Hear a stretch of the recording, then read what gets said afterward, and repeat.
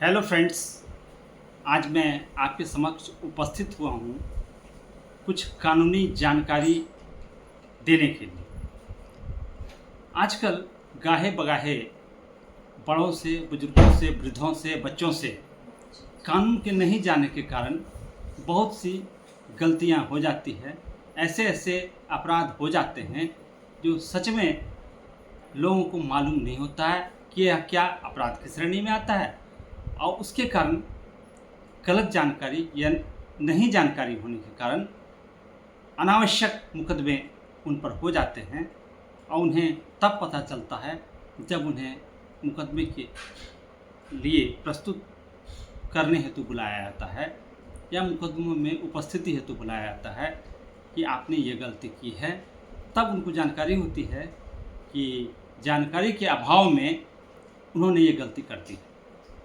हम देख रहे हैं आजकल न्यूज़ में हर जगह ये आ रहा है, पेड़ों के अवैध कटाई के कारण भू संरक्षण की कमी हो रही है।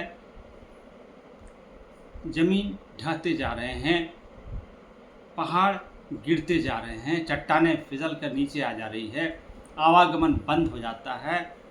यहाँ तक कि अभी के समय में देखा गया है कि माता दी यानी कि वैष्णो देवी मार्ग भी अवरुद्ध हो गया है।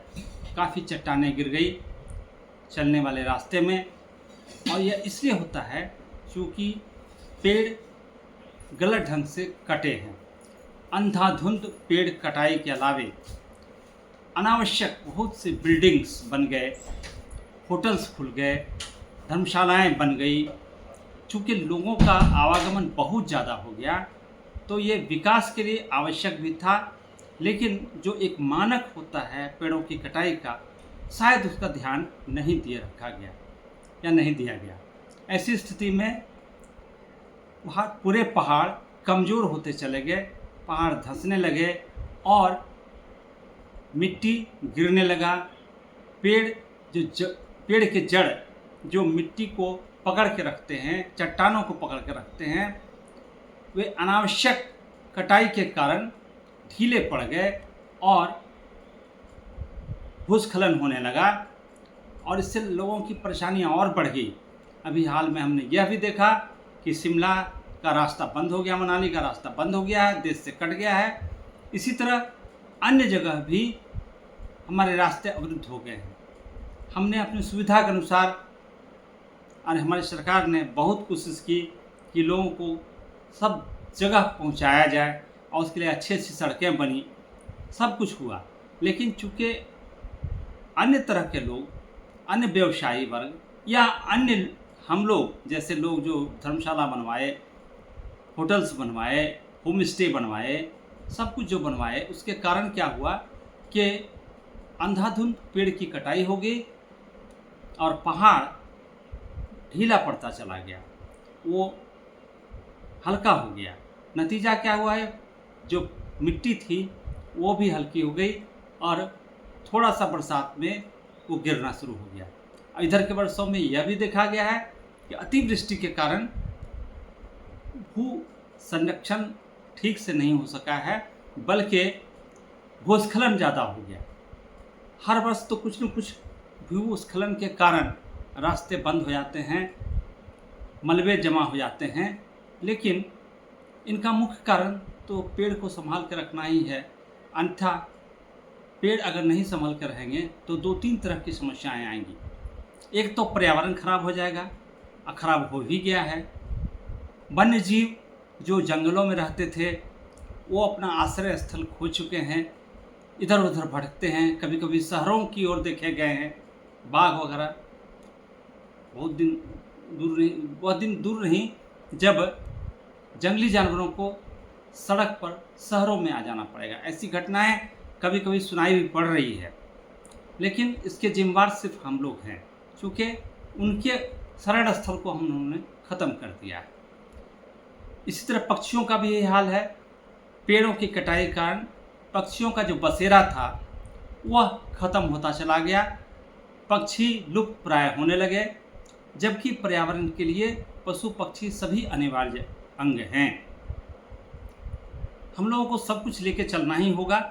ठीक है, विकास भी बहुत ज़रूरी है। तो विकास के लिए जो मानक स्तर है पेड़ों कटाई का और फिर से नए पेड़ लगाने का, वह काम हम लोग नहीं कर रहे हैं। अभी चौड़ी चौड़ी सड़कें बनाई जा रही हैं, बहुत से विकास कार्य किए जा रहे हैं जो कि आवश्यक भी है, लेकिन उसके साथ जो स्टैंडर्ड, जो पैमाना है, उसको हम लोग निभा नहीं रहे हैं। यह भी कहा जाता है कि जहाँ जितनी पेड़ की कटाई जाती है उससे ज़्यादा पेड़ पहले से लगा दिया जाना चाहिए, ताकि जो पेड़ कटे उसके स्थल पर और ज़्यादा पेड़ सामने आए। ऐसे तो हर वर्ष बहुत से पेड़ लगाए जाते हैं, लाखों करोड़ों की संख्या में पेड़ लगाए जाते हैं, लेकिन दिक्कत यह है कि उसका संरक्षण नहीं हो पाता है। पेड़ तो हम लोग लगा देते हैं, लेकिन पेड़ को बचाया कैसे जा सके,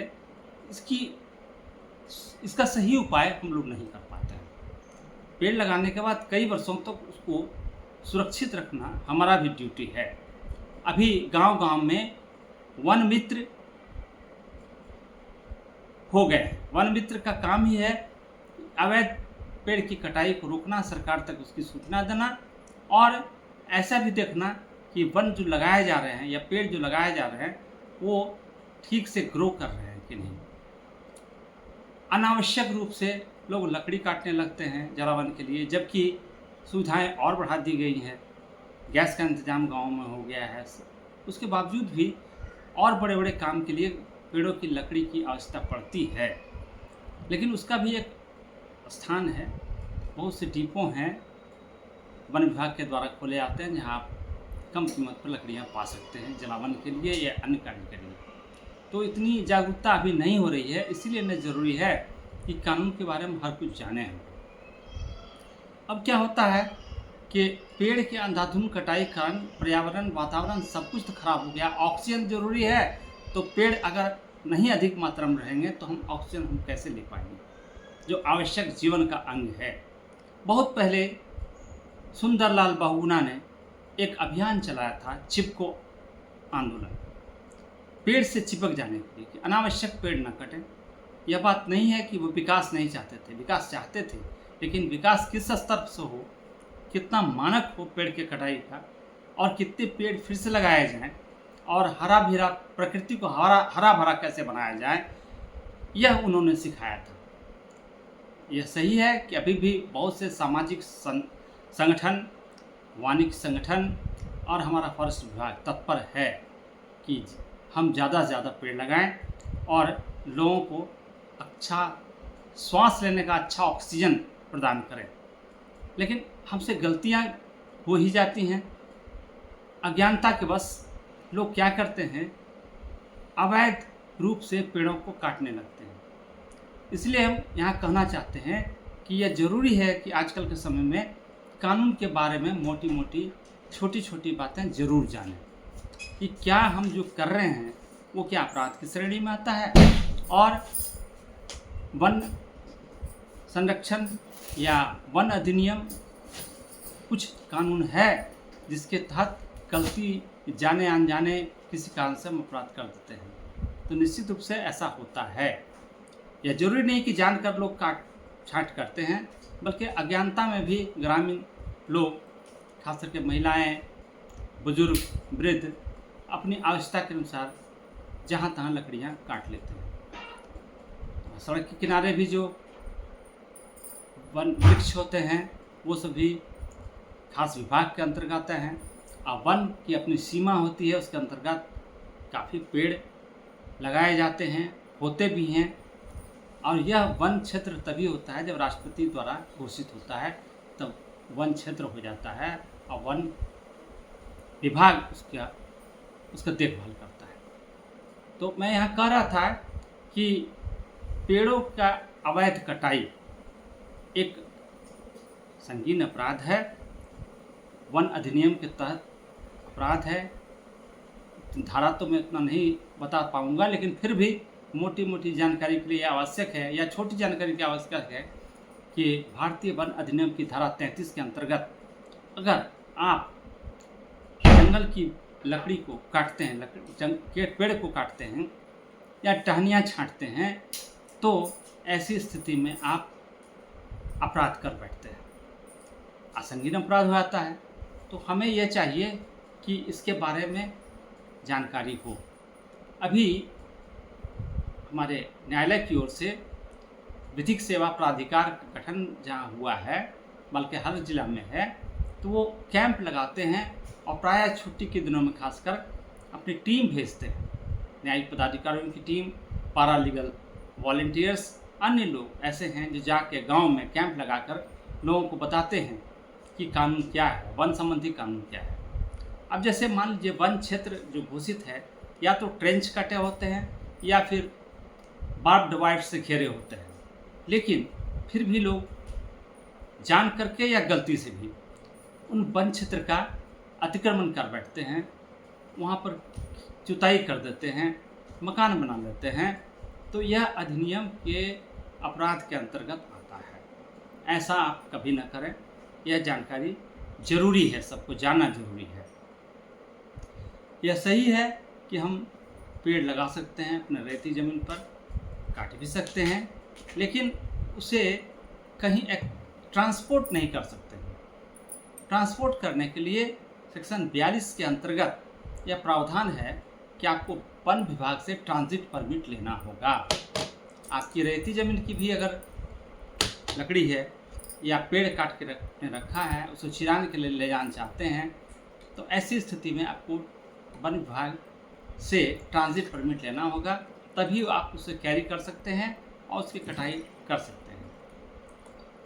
ऐसे में अन्य और छोटे छोटे अपराध होते हैं जो कि जैसे अतिक्रमण तो हो ही गया, या आपने एनक्रोच कर लिया ज़मीन का, जब वन विभाग की ज़मीन है आपने जानबूझकर उसमें झोपड़ी डाल लिया, या फिर जुताई कर दिया, या वन प्रोड्यूस को काट लिया। अब बांस को छोड़ के बाकी बहुत से आइटम ऐसे हैं जो वन प्रोड्यूस हैं, लेकिन यह मतलब नहीं है कि वन सीमा के अंदर लगे हुए बांस को आप काट लेंगे।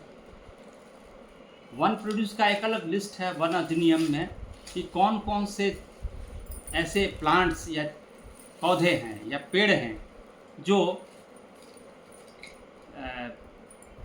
फॉरेस्ट प्रोड्यूस के अंतर्गत आते हैं, और बाकी कुछ ऐसे हैं जो फॉरेस्ट प्रोड्यूस के अंदर नहीं आते हैं। तो उनकी सफाई करके लोग अपना काम करते हैं, खेत जोतते हैं या घर बनाते हैं, वो अपराध की सीमा में नहीं आते हैं, जो वन प्रोड्यूस नहीं हैं। लेकिन जो वन प्रोड्यूस हैं उसके लिए आपको जंगल विभाग से संपर्क करके अगर आवश्यकता है तो उसको कैसे उपयोग कर सकते हैं, यह आपको जंगल विभाग का पदाधिकारी बता दें। तो यह गलती ना करें। और चूँकि ये अभी आवश्यक इसलिए हो गया है कि आज के संदर्भ में जबकि पेड़ों की इतनी छटाई हो रही है, पेड़ इतने गिराए जा रहे हैं और अतिक्रमण भी जोरों पर है, तो यह आवश्यक है कि हर कानून की छोटी मोटी जानकारी अवश्य जानें। तो मैंने पहले भी कहा कि आप या तो फॉरेस्ट विभाग से जानकारी ले सकते हैं, अंचल में जानकारी ले सकते हैं, वनरक्षी घूमते रहते हैं उनसे भी पूछ सकते हैं, और जो पैरालीगल वॉलंटियर्स आते हैं गांव तक जाते हैं, वो जानकारी देते हैं, बताते हैं, कानून की जानकारी बताते हैं, वन अधिनियम के बारे में विस्तृत बात बताते हैं। आपको ज़रूरत है तो उसको कैसे प्रोक्योर किया जाए, आप पेड़ लगाएं। सामाजिक वानिकी के अंतर्गत बहुत से पेड़ निःशुल्क दिए जाते हैं जो आप अपनी ज़मीन में लगा सकते हैं और उसका उपयोग भी कर सकते हैं। तो यह बात तो अभी फॉरेस्ट से संबंधित मैंने बताया है। ऐसी बहुत सी जानकारी और है जो मैं समय समय पर बताऊँगा। इसके संदर्भ में अन्य हैं जैसे उत्पाद अधिनियम, दारू से संबंधित, ड्रग्स एब्यूज़ जो होते जा रहा है, ड्रग्स के संबंधित कानून। तो एक वीडियो में यह कहना पूरा मुश्किल है, लेकिन मैं प्रयास करूंगा कि आगे के अन्य वीडियो में इसकी छोटी छोटी जानकारी ज़रूर आप लोगों को दूं, ताकि बच्चे, बूढ़े, औरत, मर्द सभी लोग इसे जान सकें, इसके दुरुपयोग से बचें और अपराधी न बने, अपराध के भागी न बने। धन्यवाद।